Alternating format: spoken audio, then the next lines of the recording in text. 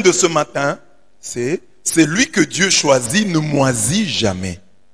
Celui que Dieu choisit ne moisit jamais.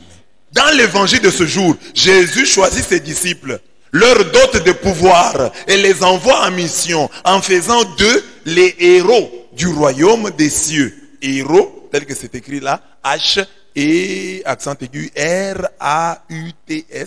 Héros, c'est celui qui proclame comme les héros du royaume des cieux. Dieu les choisit donc et les emploie. Ils ne moisissent pas.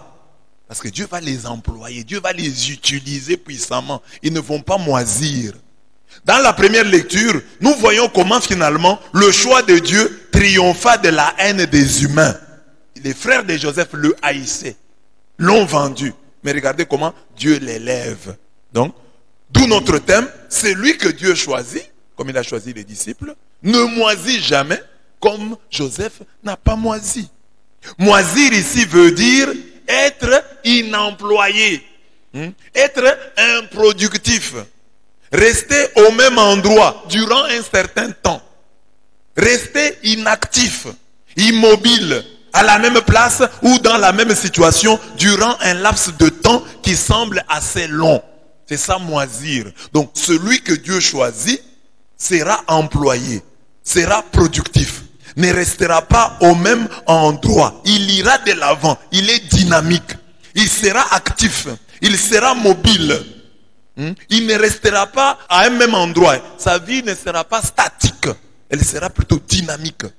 Notre objectif est de dire à tous les élus de Dieu qu'en dépit de tout, ils finiront par jouer leur rôle. Un rôle important dans l'histoire du monde, dans l'histoire du salut, dans l'histoire de leur famille. Si Dieu t'a choisi, tu finiras par jouer ton rôle. Tu joueras ton rôle. Le rôle que Dieu t'a assigné.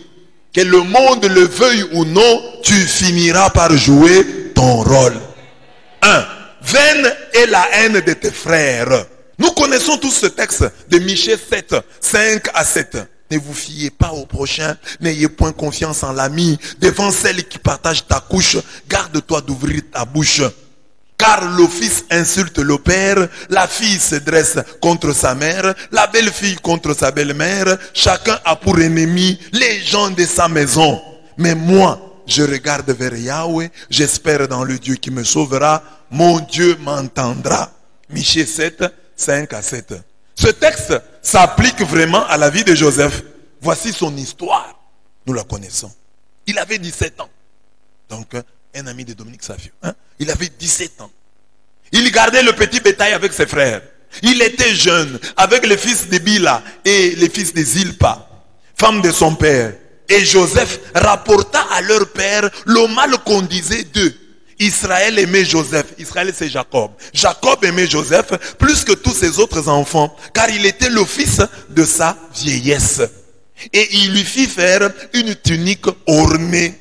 Ses frères virent que son père l'aimait plus que tous ses autres fils, et ils le prirent en haine, devenu incapable de lui parler amicalement.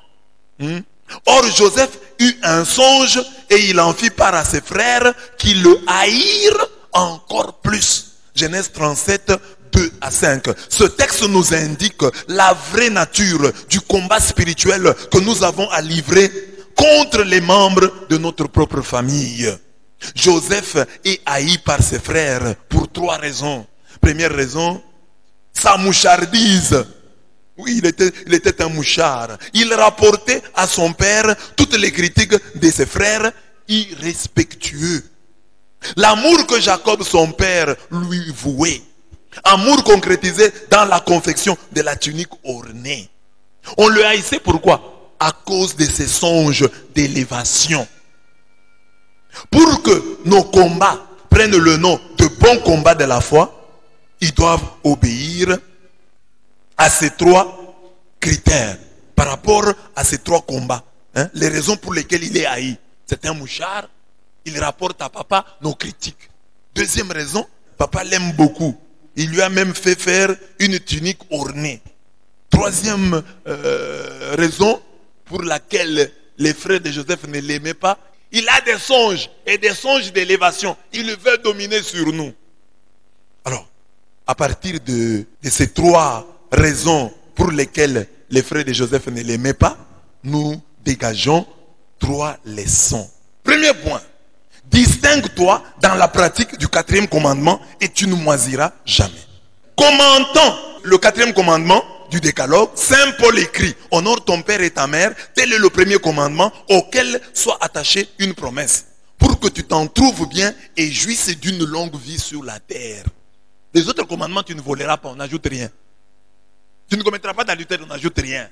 Mais honore ton père et ta mère, on ajoute là-bas une promesse, on dit: pour que tu sois heureux et jouisses d'une longue vie.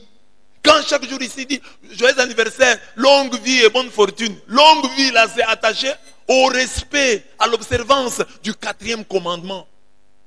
Nous qui sommes ici, nos parents sont en vie. D'autres ont des parents qui sont déjà morts. Morts ou vivants, il faut honorer ses parents. Quelqu'un peut dire: ah non, ils sont déjà morts, c'est une tâche de moins. Non, il faut les honorer. Ils ont été enterrés où? Tu dois t'occuper de la tombe de tes parents. Ils sont morts, oui. Mais comment te comportes-tu? Te comportes-tu de manière que les gens puissent parler d'eux en bien? Parce qu'il y a des gens, quelqu'un se comporte bien et dit: non, en tout cas il a été bien éduqué. Par qui? Par ses parents. Donc les parents même morts ont toujours droit à notre honneur. Nous avons le devoir de les honorer. Et papa est déjà mort. Qu'est-ce que je peux faire maintenant? Sinon prier pour lui, intercéder pour lui. Je suis catholique. Et ceux qui ont des parents en vie, honorez-les. Comportez-vous de telle sorte qu'on ne puisse pas douter de l'éducation qu'ils vous ont donnée. Ne poussez pas les gens à douter de leur puissance éducatrice. Ils ne vous ont pas dit ça. Ce que vous faites là, ce ne sont pas vos parents qui vous l'ont appris. Vous l'avez appris où? Honorez vos parents. Qu'est-ce que vos parents vous disaient? Pourquoi est-ce qu'ils vous ont giflé? Pourquoi est-ce qu'ils vous ont puni? Souvenez-vous de ça. Ma mère me disait ça. Mon père me disait ça. Souvenez-vous. Mon père n'aimait pas ça. Honorez-les. Nous parlons du combat spirituel, mais nous ignorons ce qui peut nous rendre forts dans ce combat. Qui maudit son père et sa mère verra s'éteindre sa lampe au cœur des ténèbres. Maudire, c'est parler en mal. Parler en mal. Et ça peut être intérieur. Hein? Ça peut être intérieur. Parce que comme tu as peur de papa, tu peux aller parler à côté. Honore ton père, donne à ton père des raisons d'être fier de toi. Quand tu poses un acte, tu te demandes: mais s'il apprend, est-ce qu'il sera-t-il fier de moi? Qui maudit son père et sa mère verra s'éteindre sa lampe au cœur des ténèbres. Donc au moment où tu auras besoin de la lampe là, c'est en ce moment-là qu'elle va s'éteindre. Au cœur des ténèbres. Parce que tu as maudit, tu as parlé en mal de ton père et de ta mère.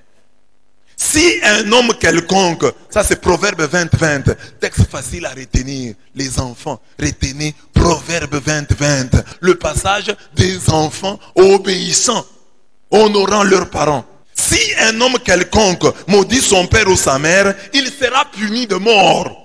Il a maudit son père ou sa mère, son sang retombera sur lui. Lévitique 29.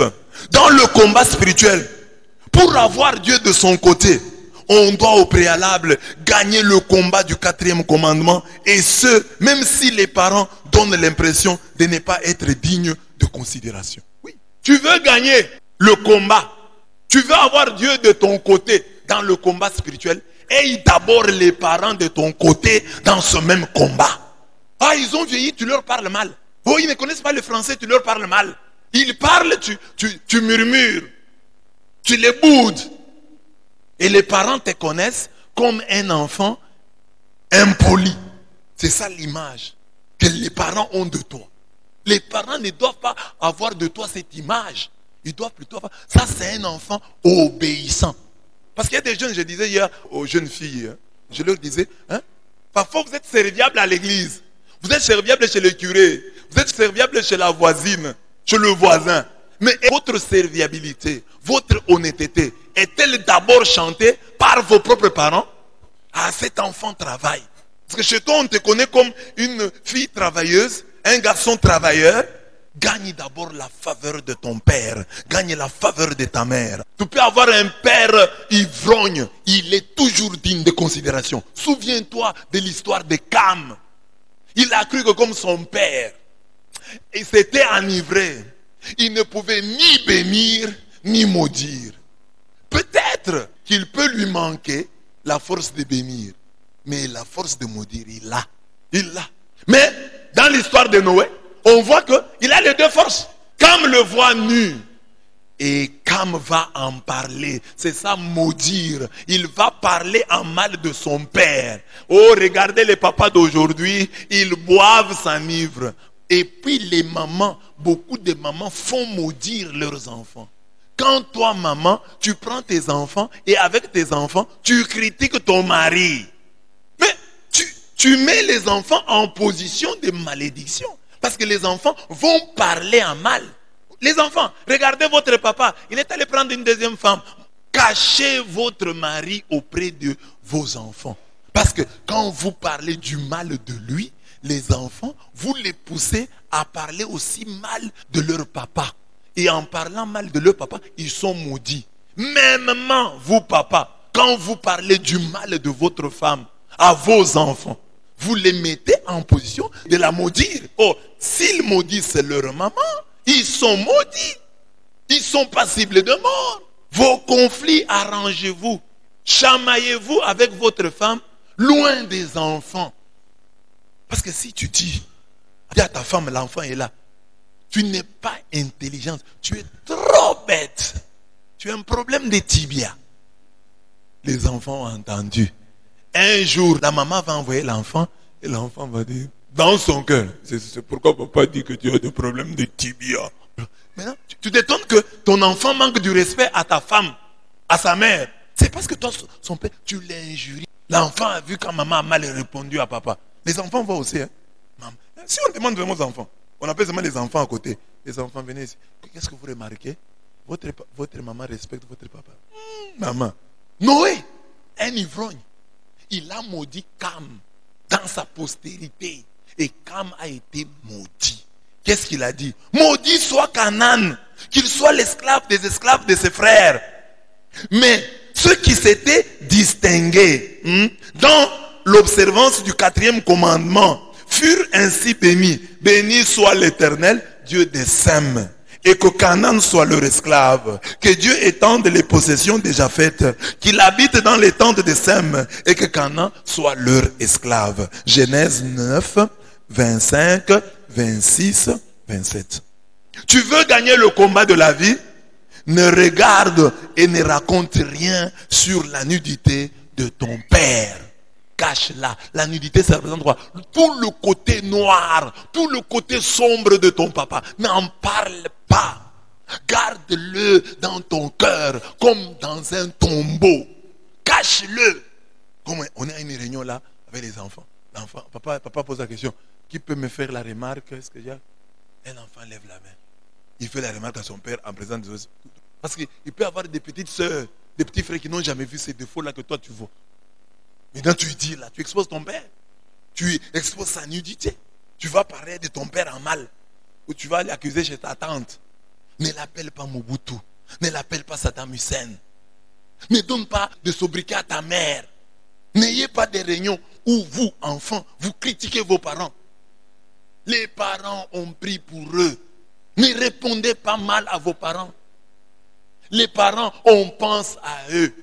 Appelez vos parents. Je suis heureux que chez moi ici, mes chrétiens se confessent en disant, je n'ai pas appelé mon père. Je n'ai pas appelé ma mère. Nous avons une autre liste de péchés. Je n'ai pas appelé mon père ces jours-ci. Je n'ai pas assisté mon père. Je ne l'ai pas aidé. C'est un péché. Tu veux gagner le combat de la vie? Tu ne veux pas moisir? Toi que Dieu a choisi. Qu'est-ce que Dieu te dit? Distingue-toi. Je dis bien distingue-toi dans la pratique du 4e commandement. Joseph s'est distingué. Lui, les gens racontaient des histoires sur son père et il n'était pas content. On peut l'appeler mouchard, mais il n'était pas content. Papa, il parlait de toi en mal. Il n'était pas content. Et parmi les traits d'un bon enfant, il y a ça, cette mouchardise entre guillemets. Un enfant bien, c'est un enfant qui est capable d'accuser le grand frère, d'accuser la petite sœur auprès de ses parents. Papa, voilà ce qui est arrivé. Par exemple, les parents ici ont des enfants. L'enfant, ta fille là, elle a déjà 16 ans, 17 ans. Elle ne t'a jamais raconté, oh papa, quand je suis allé en cours de route, un garçon m'a suivi. En cours de route, ici, les garçons ne te dérangent pas? Non, non, ils ne me dérangent pas. Je suis un garçon aussi. Donc l'enfant doit s'ouvrir à son père. Si tu as reçu ta tunique ornée de tes parents, tu ne moisiras pas. On peut respecter les parents et ne pas gagner leur amour. Pour gagner le combat de la vie, Joseph gagna d'abord l'amour de son père. La preuve de cet amour fut le don de la tunique ornée. Nous pouvons aussi gagner l'amour de nos parents. Que chacun entende son père lui dire, je t'ai pris, prends tes armes, ton carquois et ton arc, va dans le champ et chasse-moi du gibier, fais-moi aimer comme j'aime et apporte-le-moi à manger, afin que mon âme te bénisse avant que je meure. Genèse 27, 3 à 4. Il faut que papa te dise, mon enfant, mon âme te bénit. Pour ce que tu as fait, tu m'as apporté du bon gibier. En tout cas, que mon âme te bénisse. Pas ma main, pas mon corps, mais mon âme. C'est-à-dire, je te bénis vraiment du fond de mon cœur, de toutes les fibres de mon âme, je te bénis. Agis de telle sorte que papa puisse te bénir du fond de son cœur. Agis de telle sorte que l'âme de papa puisse te bénir. Que quand papa est fier de toi, ça soit vrai. Quand maman est fière de toi, ça soit vrai. S'il y a dans la vie des gens à ne pas décevoir, ce sont les parents. Pense à eux. Je ne décevrai pas mes parents. Je ne décevrai pas ma mère. Je ne décevrai pas mon père. Amen. Tes songes ne seront pas des mensonges. Tes songes ne seront pas des mensonges. Joseph est haï et combattu, surtout à cause de ses songes et visions d'élévation. Il a eu le même songe 2 fois.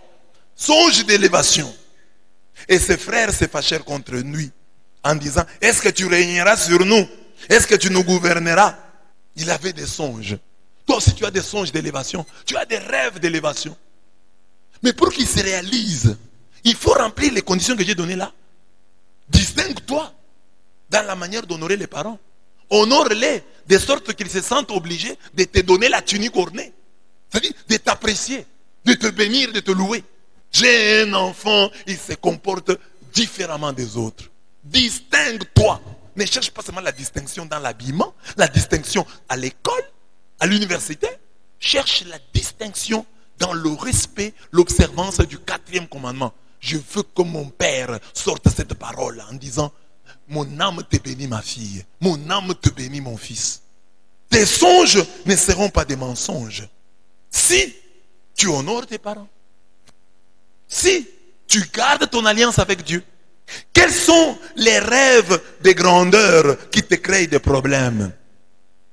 Nous pouvons avoir des combats, non à cause de nos visions, mais à cause de nos défauts. Il y a des gens qui ont des combats. Oh, mes combats à l'école. C'est à cause de tes visions, à cause de tes qualités ou à cause de tes défauts.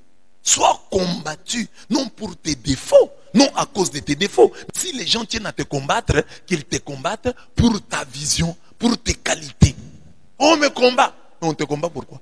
On te combat parce que tu es méchant. On te combat parce que tu es une commère. Tu vas raconter partout les histoires dont tu n'as pas la certitude. C'est pourquoi on te combat. Ne dis pas, je suis combattu comme Joseph. Non, Joseph était combattu à cause de ses songes, à cause de ses rêves de grandeur, à cause de cette destinée que Dieu lui avait préparée. Toi, on te combat pour ton vol. Tu es un voleur, tu es un malhonnête, tu es un impudique, tu es un menteur. Tu aimes beaucoup les commérages. Alors c'est pour ça qu'on te combat. Tu dis, ah, je suis Joseph, toi tu n'es pas Joseph.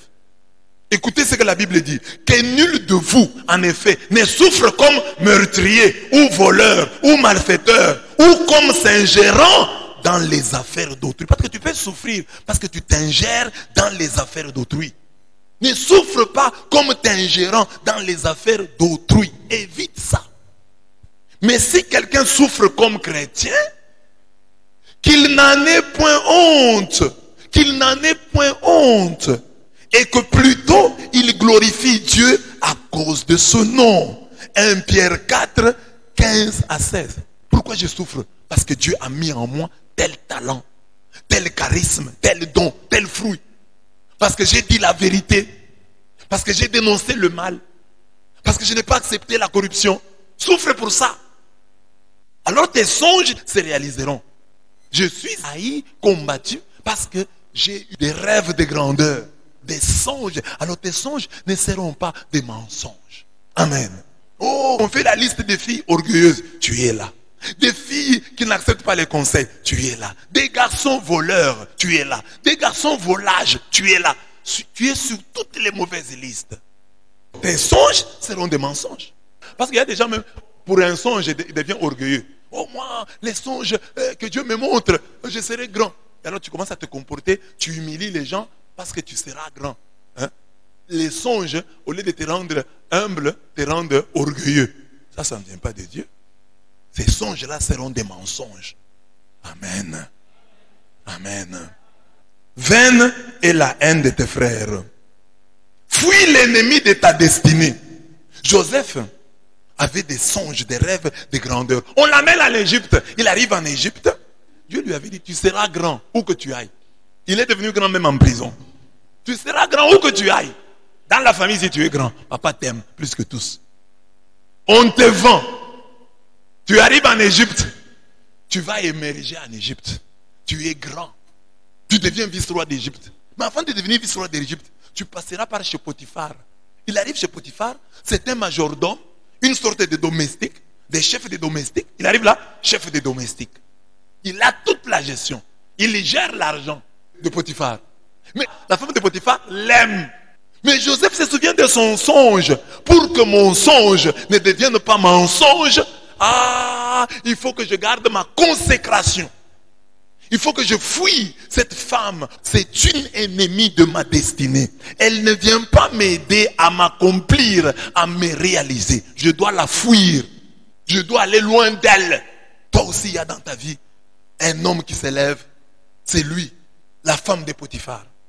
Une femme qui s'élève, c'est elle, la femme de Potiphar. C'est-à-dire l'ennemi de ta destinée. On l'appelle femme, qu'elle soit de sexe masculin ou féminin, pour dire quoi? Pour vous dire qu'elle a la persévérance des femmes.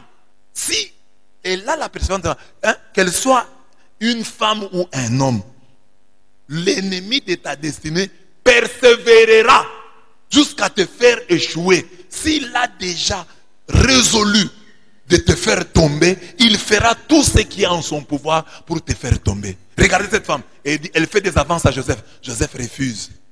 Mais elle le saisit dans les habits. Joseph fuit. Elle reste avec les habits et elle prend les habits, elle accuse Joseph et Joseph est jeté en prison. Joseph est jeté en prison. Imaginez le découragement de Joseph. Seigneur, tu es là, on me jette en prison. Moi, j'ai refusé cette souffrance que j'ai ici. Ce n'est pas une souffrance parce que j'ai fait le mal. Je souffre parce que j'ai voulu observer tes commandements. Il faut que, quand on est chrétien, à un certain moment, on puisse souffrir pour ça. Seigneur, toute ma souffrance ici, c'est parce que j'ai obéi à ta parole. Parce que j'ai refusé de faire le mal.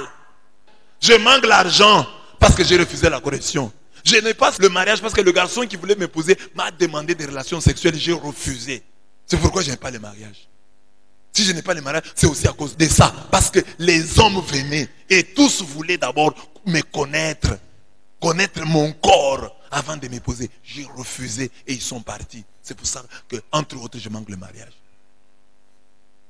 L'ennemi de ma destinée accepte d'aller en prison, Joseph. Après la prison, tu seras vice-roi d'Égypte. Mais résiste, remporte le combat devant la femme de Potiphar. Je vous ai toujours dit, qui gagne le combat du sexe a gagné une grande partie du combat de la vie. Joseph a résisté. Il dit, pas question, tu es la femme d'autrui, je ne te toucherai pas. Je vais t'accuser. Accuse-moi. On manque des jeunes filles, des jeunes garçons, des papas, des mamans qui ont l'esprit de Joseph devant la femme de Potiphar. Et hier, j'ai parlé aux jeunes filles de Marie Goretti. Cette fille-là, sollicitée par un garçon de 17 ans, elle a résisté. Jusqu'à ce que le garçon, fâché, l'a tuée. Avec 14 coups d'un poinçon. Et elle est morte. Martyr de la pureté. À 12 ans, à peine 12 ans. Joseph, imagine-toi, mets-toi à la place de Joseph. Il y a une femme de Potiphar qui t'aime, qui te dit comme ça clairement, couche avec moi. Et il n'y va pas par le dos de la cuillère, il n'y va pas par 4 chemins. Et il lui dit clairement, couche avec moi. Elle est comme ça, brutale. Couche avec moi. Il n'est pas question. Tu es la femme de mon chef. Tu es la femme d'autrui. Indépendamment d'elle, Dieu transforme cet ennemi de la destinée en ami. Car c'est son mensonge qui a envoyé Joseph en prison, d'où il sortira pour devenir vice-roi d'Égypte. Accepte de passer cette étape. Dis au garçon, à la fille, au papa qui est à tes côtés, tu es chez Potiphar. Dis-lui, tu es chez Potiphar. Triomphe, gagne. Chez Potiphar, c'est l'âge où tu commences à recevoir des sollicitations. Des garçons t'envoient des SMS, ils t'envoient des messages. Tous les garçons presque t'aiment. Comment tu vas passer cette étape? Tu es un garçon, toutes les filles t'aiment. Elles te font des avances. Elles trouvent que tu es un garçon sérieux. Parce que les filles sont comme ça, je leur ai dit hier. Quand une fille vient chez toi et commence à te raconter ses déceptions amoureuses, elle est en train de te dire, avec tel, je ne vais pas aller, mais si toi tu me sollicites, je vais accepter. L'oubli des humains. En prison, Joseph ne rêve pas, mais il interprète le songe de 2 personnes. Le grand panetier, c'est lui qui travaille au pain du roi, et le grand échanson, celui qui offrait le vin du roi. Joseph interprète leur rêve. Son interprétation est vraie. L'un est tué, l'autre est libéré. Les chansons qui avaient été libérées, il oublie Joseph. Les gens peuvent t'oublier. Je dis ici, une fois libérés, les chansons oublient Joseph. Et de prime abord, on peut dire qu'il ne fut pas différent du panetier pendu par Pharaon. Parce qu'il ne lui était pas utile. Dans cet épisode, il y a un enseignement de taille. Ce n'est pas Joseph qui est l'instrument de Dieu pour la libération de l'échasson. Mais c'est plutôt l'échasson et le panetier qui sont des instruments que Dieu utilise pour réaliser son plan sur Joseph. Le bienfait est une graine capable de pousser partout. Les chansons oublia, mais l'Éternel qui était aux côtés de Joseph plaida sa cause à sa manière. Le matin, Pharaon eut l'esprit agité et il fit appeler tous les magiciens et tous les sages de l'Égypte. Il leur raconta ses songes, mais personne ne put les expliquer. Alors le chef des échansons se souvint de Joseph et il prit la parole pour vanter son charisme. Entendant le discours de l'échanson, Pharaon fit appeler Joseph. On le fit sortir en hâte de prison. Il rasa, changea de vêtements et se rendit vers Pharaon. Sorti ainsi de la prison, Joseph devint grand. Ce passage biblique montre suffisamment que si Joseph est l'instrument choisi par Dieu pour sauver Israël, les autres acteurs, en commençant par les membres de sa famille biologique, jusqu'au Pharaon, en passant par les Madianites, Potiphar, les chansons et les panetiers, sont les instruments que Dieu va utiliser pour la réalisation du grand projet Joseph. Et auprès de Pharaon, Joseph revécut la gloire qu'il avait auprès de son père et auprès de Potiphar. Donc, les hommes peuvent t'oublier. Tu as aidé quelqu'un, il a oublié, ne t'en fais pas. Il y a un Dieu au ciel. Il se souviendra de toi. Ne te lasse pas de faire le bien parce que tel et tel t'ont oublié. Dis-toi, les chansons peuvent oublier, mais Dieu n'oubliera pas. Les chansons avaient déjà oublié. Il est là, lui, il devait dire, il y a quelqu'un, il n'a pas dit ça. Mais Dieu lui-même va provoquer, va mettre un songe dans le sommeil du Pharaon. Et Pharaon va dire, voilà mon songe, qui peut m'interpréter? Tous les devins, tous les magiciens vont échouer. Personne ne va donner l'interprétation. Alors seulement, les chansons vont se souvenir. Oh, il y a quelqu'un dans la prison là. Il a interprété mon rêve. Il a interprété le rêve de mon ami. Et mon ami a été tué. Il a interprété le mien et je suis été libéré. Donc, il a un vrai charisme. Bon. Alors, on a fait venir Joseph. Et Joseph a donné l'interprétation. Et Joseph est devenu grand. Mais les chansons, elle avait oublié. Mais c'est Dieu qui est allé frapper chez Pharaon. Et Pharaon a posé le problème. Alors les chansons s'est souvenu Les chansons qui oublient aujourd'hui. Les chansons, c'est celui qui offre les vins. Hein? C'est lui qui offre du vin. Le chargé de vin. À la cour du roi de Pharaon. Donc il y a quelqu'un qui est seulement chargé de vin. Il avait oublié. Mais Dieu va le lui rappeler. C'est lui qui t'a oublié aujourd'hui. Dieu le lui rappellera. Toi, dis seulement à Dieu, Seigneur, que chaque fois qu'il y a quelque chose dans mon grenier, avant que ce que j'ai ne s'épuise, que j'ai autre chose. Avant que ce que j'ai ne s'épuise, que j'ai autre chose. C'est ça que je te demande. Si tel et tel m'ont oublié, que tel et tel se souvienne de moi. Amen. Amen. Mais toi ne sois pas ingrat comme les chansons. Hein? N'oublie pas que celui qui te fait du bien puisse oublier. Mais toi qui en es le bénéficiaire, n'oublie pas. On t'a fait du bien, n'oublie pas. Tu étais au village, quelqu'un t'a fait venir en Bujimaï, n'oublie pas. Tu étais en Bujimaï, quelqu'un t'a fait venir à Kinshasa, n'oublie pas. Tu étais à Kinshasa ou à Lubumbashi, quelqu'un t'a fait venir, tu es parti en Afrique du Sud, tu es en Europe. C'est lui qui a fait ça. Même que ce soit ton mari, que ce soit ta femme, que ce soit ton ami, ton grand-père, ta mère, ton père, ton grand frère, ta grande soeur. N'oublie pas. Parce que c'est en Europe là tu as trouvé le mariage, tu as trouvé le travail. Tu es devenu ce que tu es devenu grand. Mais c'est à partir du bienfait que tu as reçu de tel et de tel. Sois reconnaissant. Sois reconnaissant. Il y a des gens qui n'avancent plus dans la vie à cause d'une grande ingratitude. Parce qu'il y a des bienfaits fondamentaux. Il y a un bienfait qui détermine toute ta vie. Il y a un bienfait qui va tout déterminer. Comme moi ici, le fait d'avoir été ordonné par Monseigneur Tchibango. Parce que nous avons été chassés du séminaire. Aucun diocèse ne pouvait nous recevoir. Mais nous sommes venus ici. Monseigneur Tchibango nous a reçus sans problème. On fait de compliquer. Donc, le fondamental, c'est Monseigneur Tchibango. C'est à partir de Monseigneur Tchibango que nous avons le reste. N'oublie pas celui qui t'a fondamentalement béni. Il y a quelqu'un qui t'a fondamentalement béni. Tes parents pour t'avoir mis au monde. Pour n'avoir pas avorté de toi. Pour t'avoir donné cette éducation. Ce diplôme que tu as là, c'est parce qu'eux t'ont amené à l'école. Il y a des bienfaiteurs fondamentaux. Mais souvent, nous ne sommes pas reconnaissants envers les bienfaiteurs fondamentaux. Dieu en premier lieu, les parents ensuite, et puis les autres qui nous ont fondamentalement aidés. Il y a des gens qui nous aident sporadiquement, de temps en temps, périodiquement. Mais il y a une aide, un bienfait fondateur qui fonde tous les autres bienfaits ultérieurs. Mais souvent nous les oublions. Quelqu'un t'a mis à un endroit. Parce que tu as cet endroit, quelqu'un d'autre vient te dire merci. Tu es plus reconnaissant envers celui qui t'a dit merci qu'envers celui qui t'a mis à cet endroit. La même chose que j'ai dit ici. Que les mamans,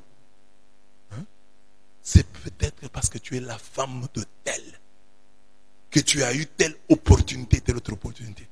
Si tu n'étais pas la femme de tel et de tel, tu ne serais pas ce que tu es aujourd'hui, on ne sait pas. Peut-être que tu serais quelque chose de grand, mais nous, on ne va pas parler de la grandeur ratée. Nous allons plutôt parler de la misère à laquelle tu as échappé. Parce que tel t'a épousé. Parce que tu as épousé tel. Amen. Amen. Parce qu'il y a des hommes qui travaillent grâce à leur femme.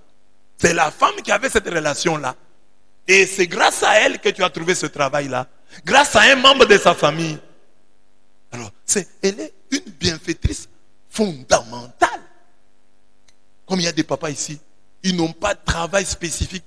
Ils ne font rien vraiment de rentable. Mais c'est la femme qui travaille. Papa, sois reconnaissant. Sois reconnaissant. C'est ma femme. Si on tient, c'est grâce à ma femme. N'aie pas honte de l'avouer. Comporte-toi en conséquence. Ta femme est une bienfaitrice fondamentale. Amen. Amen. Je vous ai déjà dit ici que un des traits de ma pastorale, de mon travail ici, comme prêtre, comme pasteur, comme prophète, ça doit être que les miens doivent être des gens reconnaissants. Je veux que ça vous ayez. Quand quelqu'un vous demande, mais où est-ce que vous avez appris la reconnaissance? Ah, nous avons appris la reconnaissance auprès de l'abbé Blaise. Il nous disait, il insistait. Comme je l'ai dit là, quelqu'un t'a donné un habit, un pantalon, une chemise. Ne porte pas sans lui dire. Le jour où tu portes, s'il est ici, présente-toi. S'il est loin, fais-toi une photo et envoie-lui. Regarde la chemise que tu m'as donnée. Regarde comment tu m'as rendu beau, comment tu m'as rendu belle. Et je vous ai déjà enseigné, un homme reconnaissant ne dit pas merci. À son merci, il ajoute toujours un petit rien qui change tout. La reconnaissance, c'est comme un mets, c'est comme un plat. Tu vas préparer comme ça la viande. Non, on ajoute la tomate, on met un peu de céleri. Alors, dans la reconnaissance, ajoute ça. Merci beaucoup. En tout cas, vous m'avez sauvé la vie. Vous m'avez aidé. J'ai tiré le diable par la queue. Mais avec ce que vous venez de faire, non. J'ai logé le diable dans ma bourse. Ce que vous m'avez donné a chassé le diable de ma bourse. A chassé le diable de ma poche. Je l'avais dans la poche. Amen. Mais un cœur reconnaissant, on ne forme pas les gens à la reconnaissance. Tu es reconnaissant ou tu ne l'es pas. Parce que tu peux dire toujours merci. Mais tes attitudes, si tu n'es pas reconnaissant, ça passe.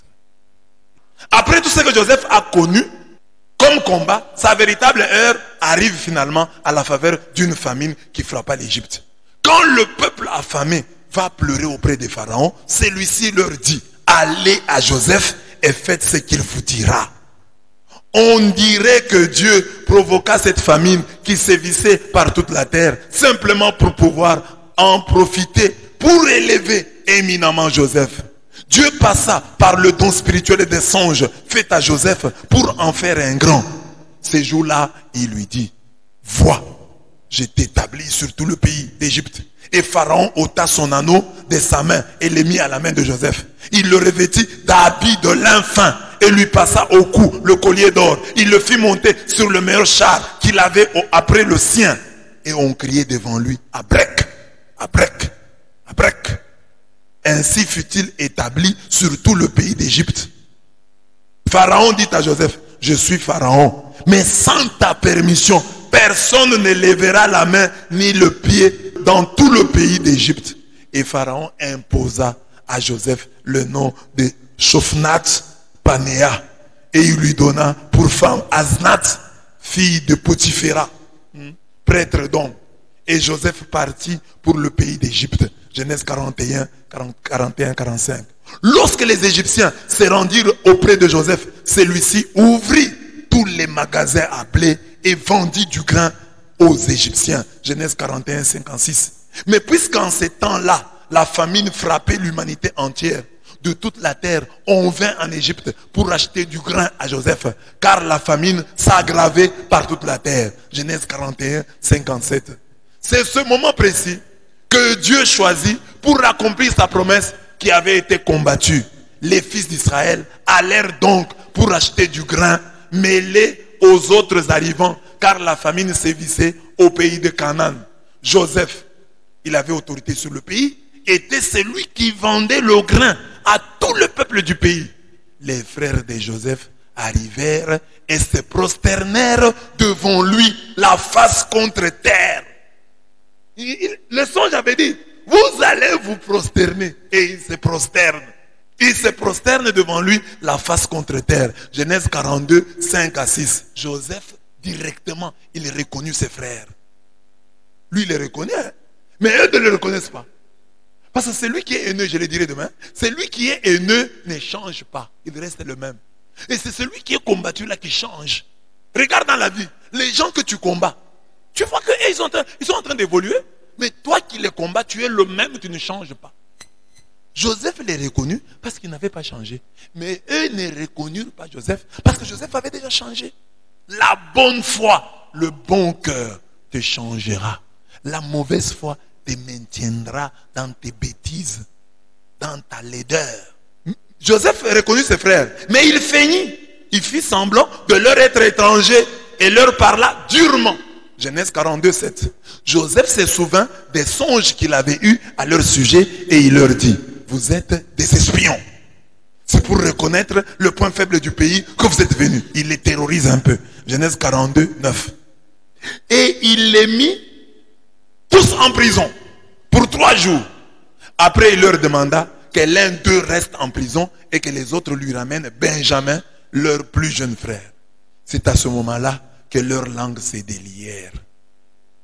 En vérité, nous expions ce que nous avons fait à notre frère.